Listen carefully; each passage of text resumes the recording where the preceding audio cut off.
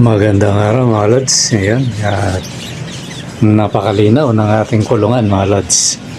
Ngayon mga lods, ang itatopic natin yung patungkol dun sa tanong ng ating kalods na si Rodolfo Torralba. Ayan, taga Bagong Baryo to mga lods, si Idol. Yung isang araw pa niya tinatanong sa akin to eh. Yung tanong niya, sabi niya, Lods, bakit sa ibang bansa ginagamit nila sa nest box palayok? Particular binanggit niya yung sa India yata yan. Yan ang ating itatapik. Bakit sa ibang bansa palayok ang gamit? Particular sa mga lods, sa India. Although hindi lang naman India ang gumagamit niya. Yan ang ating itatapik mga lods. Pagkatapos na intro. Let it bang. Magandang araw mga lods. Ngayon araw ng Biyernes. Yan mga lods.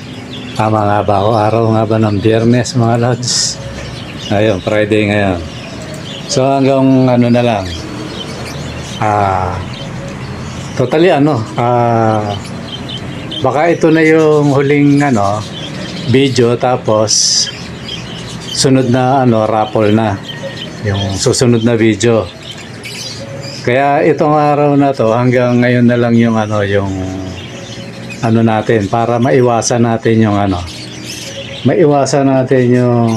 mga pagkakamali mga lods. Kaya samantalayan nyo na mga lods, hanggang ngayon na lang yan. Hanggang siguro. Okay, hanggang Sabado na mga lods. Total linggo naman yung kasi may gustong humabol habol na lang kayo.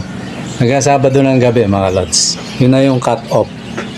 May mga gustong humabol kasi, kaya pagbigyan natin mga idol. Total linggo naman ng to. Banggitin ko uli yung mga yung mga kasali. Ito na yung huling banggit ko sa mga pangalan nyo mga lods, para total wala namang nag-demand pero ulitin ko na rin. Si AC Marcelino, isa. Pascual Galicia, dalawa. Algie Ramino, dalawa. Mark Amsidel, dalawa. Chark Paktud, isa. Timo J. Dilin, isa. Vincent Binyarao, dalawa. Romeo Ascaraga, isa. Amado Katubay, dalawa. Ayan. Totally nung binanggit ko wala namang na-comment, kaya ibig sabihin tama itong na to. Kaya yan yung mga sumali mga lods, bali 14, pero yung isa dyan nung nakaraan pa yun isali lang natin kasi tumaya siya nun, pero hindi na nahabol. Ngayon na lang nahabol. So ngayon hanggang sa araw na to, siguro pagka-upload ko nito tapos may humabol, okay pa. Pero pag yun, inabot na halimbawa lalo na bukas Sabado, mga gabi wala ako. Pag may humabol, na siguro mga lot, siguro ako na yung aawat. Sabado ng gabi o pa man, wala na, lots, close na.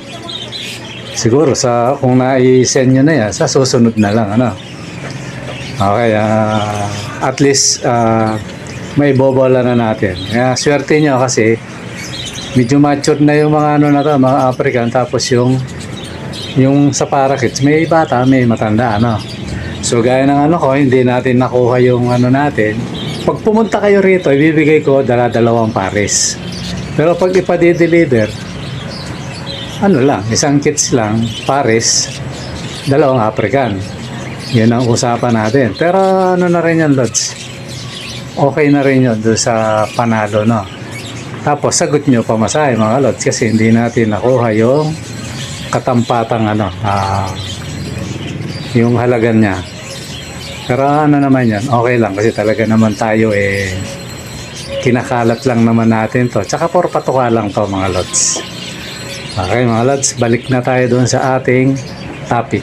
So ngayon yung topic natin patungkol sa yung tanong ni Rodolfo Torralba. Sabi niya, bakit sa ibang bansa, particular yun, maraming gumagamit yun sa India. Bakit sa ibang bansa, sabi niya, palayok ang ginagamit. Diba, Total, hindi lang ibang bansa yan, Lods. Pati rito sa Pilipinas, may gumagamit niyan. Ito lang yung logic dito sa tanong ni Idol, ano. Sa ibang bansa, kaya palayok ang gamit. Diba, no? Yung ano, tawag nito, yung ano pa bang tawag dyan? Parang tisa, ganon. Bricks, kumbaga. Ano yan eh, tingnan nyo yung sa ano, sa lugar nila. Sa India, particular din sa India eh. Kahit sa ibang bansa, mga bandang mga Pakistan, ganun din ang gamit nila eh. Ano kasi yun yung pinakamarami sa kanila. Totally, o actually, ano, minsan na kayo sa totally, makalos dun ako sana yun, no? Ano yun, yun yung parang pinakahalo block nila, yung bricks. Yung tisa, di ba, no? Na dito ginagawa natin, palayok lang. Pero sa kanila pati yung ano nila, minsan nga sahig nga eh, nakakita ako sahig eh. Pinangi-islab nila yan. Tapos pinampapader nila. So bakit ganun, di ba, no? Kung tawagin natin dito yung palayok. Ano bang eksaktong tawag dyan? Kasi palayok, alam ko ano na yun, lutuan na yun eh. Kasi nilagay natin sa palayok, ano? Kumbaga sa yung tisa. Ano kasi yan mga lods? Ang ano lang yun, ang tawag ba nito? Ang logic lang, o kumbaga ang reason lang doon, ganito. Yun yung available na materyales sa kanila.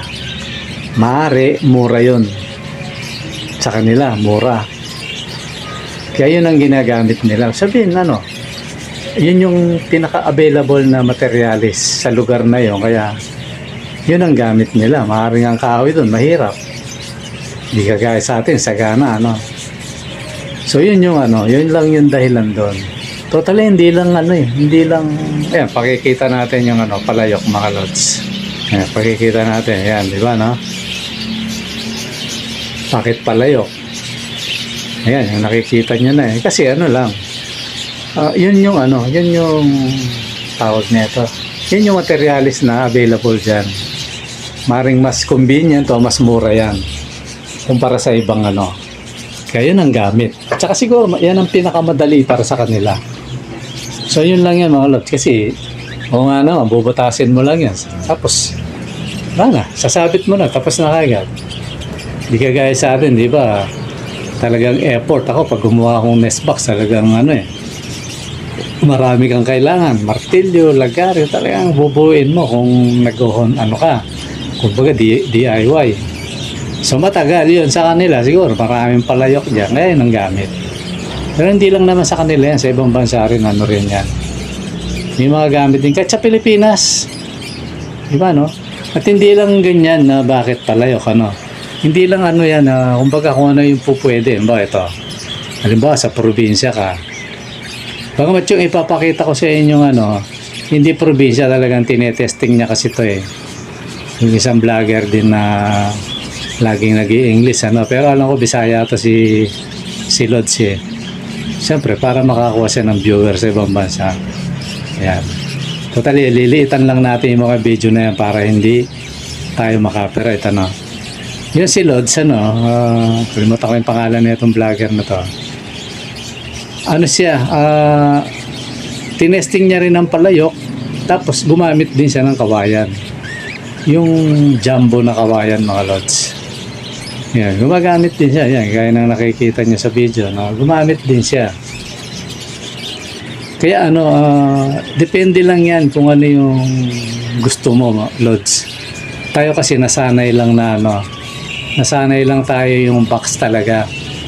Pero sa katotohanan, hindi naman yan talaga yung ano eh, kumbaga man-made na yan, di ba, no? DIY na natin yan, yung mga usong nest box ngayon. Pero ano, maraming pwedeng gawing ano, yung galon, pwedeng yung galon ng ano, pintura. Pwede yun eh. Totally ako, may nakita akong vlogger din na medyo bata pa yun eh, yung nag-aalaga ding ibon. Ano nga, yung lata ng mantika. Lata ng mantika, ginawa niyang ano, ginawa niyang nest box. Para nga naman hindi ano, di ba no? Para nga naman hindi mangat-ngat. Eh, kasi lata sa loob yun eh. So, ganun lang yan mga lods. Ang ano naman, ang ibon naman na yan, basta may mapugaran lang siya. Ang totoo niyan, pag nasa wild dyan, halimbawa may bangin. O tali, tinapik ko na to eh. May bangin, ano. Pag may nakita silang butas na ano, yung alam nilang safe sila, ginagawa nilang pugad yun. Mga lods. Ganun lang yun. Tapos yung mga puno, mga matataas na puno na, pag sa wild kasi sa mga matataas na puno yan eh. Mga nabubulok na puno, yung may mga butas, doon sila. Kaya ano yan, walang selan, kumbaga. So lalo na pag nasa capture natin, ang totoo niya kahit sa kaldero, mga lods, testingin nyo pag hindi totoo sinabi ko. Kahit sa kaldero, o kasirola, butasin mo lang sa gilid, tapos di ba may takip. Yan, parang yung paso na binutas lang sa gilid. Ano yan, maglilimlim yan. Basta may mapugaran lang, nasa edad na yung ibon. Ano yan, pupugad yan. Ganun lang yan mga idol. Ano? Kaya kumbaga, walang hiwaga doon. Yan, kaya ng tanong ni Lods. Bakit sa ibang bansa, paso ang gamit? So, ang tamang sagot lang doon, yun yung pinakamarami siguro doon na madaling gamitin kasi butasin mo lang. Di ba, no? Yun na yun, itali mo, sabit mo na. Yan, nest box na yun. Hindi kaya sa atin, tayo mga Pilipino, ano tayo eh. Halagang kita mo naman, di ba? Siguro, sa mga pagdating sa nest box, ang Pilipino, hindi naiiwan. Talagang makikita mo sa pet market, talagang quality, di ba, no? Quality yung mga nest box ng binebenta. Di ba, no? Merong nagbebenta nga sa atin. Dati mahal yan, pero ngayon mura na lang. Merong 180, 200, 250. Depende na sa ibon, no? Sa laki na ilalagay mo. So, ganun lang yan, Lord, sa Rodolfo Toralba. Yan, shout out sa'yo. Ano yun? Yun lang yung tamang sagot doon. Tayo dito kasi, baka ang sunod na may tanong mo, eto. Bakit sa Pilipinas walang ano? Hindi, meron nga. Yun nga yan. Si ano, mga bang pangalan na itong vlogger na to. Nakalimutan ko na kasi yung pangalan ng vlogger na to eh. O, si ano, ano nga ba yun? Saan, nakalimutan ko na, ano ko na kasi, na-out ko na eh. Nag-research lang ako eh, na medyo nagnenok lang tayo ng video para ano, ay pakita ko lang. Totally ano yun, na dito sa Pilipinas, baka may tanong bakit dito hindi gumagamit. Meron, may mga gumagamit niyan. Kasi hindi naman kasi lahat vlogger eh. Pero yung mga hindi vlogger, may gumagamit niyan mga lods. May nakita na rin ako niyan dati na palayok. Kaya lang, ito yon. Bakit dito bihira yung gumamit niyan? Pag gumamit ka ng palayok dito mga lods, ibig sabihin, kahit pa paano, may pantustos ka. Kasi ang palayok mga lods, sa totoo lang, nagtanong ako dati niyan, baka hindi nyo alam. Kasi nga, nung bago ako mag-alaga ng parakeets, ano yun, yun din ang gusto ko. Kumbaga parang cute lang kasi tingnan, lalo pag bago yung palayok, ano. Maganda siyang tingnan. Nung nagtanong ako mga lods, yan yung kagaya ng nakikita nyo. 350 to 400. Kaya na ano, nagulat ako. Sabi ko, ba't ang mahal? Palayok yan kuya eh, sabi niya. Hindi, ano, kumbaga sa market, lalo na dito lang ako nagtingin sa Muñoz eh. Ano yun, hindi lahat ng maano mong tindahan may ganun. Pupunta ka talaga sa magpapalayok kung gusto mo makamura. Pero tingin ko yung benta rito 350 to 400. Baka sa magpapalayok, mga 280 ganun, o 300. Mahal pa rin. Diba, no? Tapos ang ano ba, no? Bibiyahe mo, lalo na kung marami kang ibon, may tendency, may basag eh. Mabagsak, di ba, no? Mabasag. Sayang yung 300 mo o 400 mo. So ngayon, yung mga karamihan nag-iibon, practical sa atin. Ang totoo, ako, dito, sa kapitbahay ko, may nabibilan akong paleta. Yan, siguro nakita nyo yung pinasay ko sa bubong. Mga paleta yan, mga lods. O yun yung minsan ginagawa ko nest box. Mura lang siya. Yung isang tali ng paleta, magkano ko lang binibili yun sa kanya. Minsan 150, 100, gano'n. O nasa ano na yung laman nun. Katao yung taas niya. Tapos ang kapal 3/4 by 5, minsan by 4. Tapos halos 5 feet ang taas. Ang laman ng isang bundle, ano siguro, nasa 10. O, minsan 150 lang yun. O, di, doon na ako. Di ba, no? Tsatsagain kung ano, total, mabuting-ting naman ako. So, yun lang ginagawa ko. Nakakamensa ko. Kesa yung isang paso, o isang palayok, 350, pinakamura. Isa lang yun. Samantalang kung ako gagawa, 10 pirasong, ano, marami na ako magagawa doon, mga lods. Baka makagawa ako doon mga 5 o 6, 7, ganun. Nest box. Di mamalaking kami na sa inyo. Kaya yun. Kaya ganun din. Kaya mura din yung ano, yung nagtitinda sa pet market, mga lods. Kung mapapansin nyo, di ba, no? Kahit sa ano dito may bili yan, yung pampara. Kahit sa ano lang 150 lang Ano na yun nasa pwesto. 150, 180, 250 yan. Mga ganun yung ano nila, mga presyo yan. Bakit mura? Kasi palo China yung gamit. Diba, no? Kinakatam lang nung ano.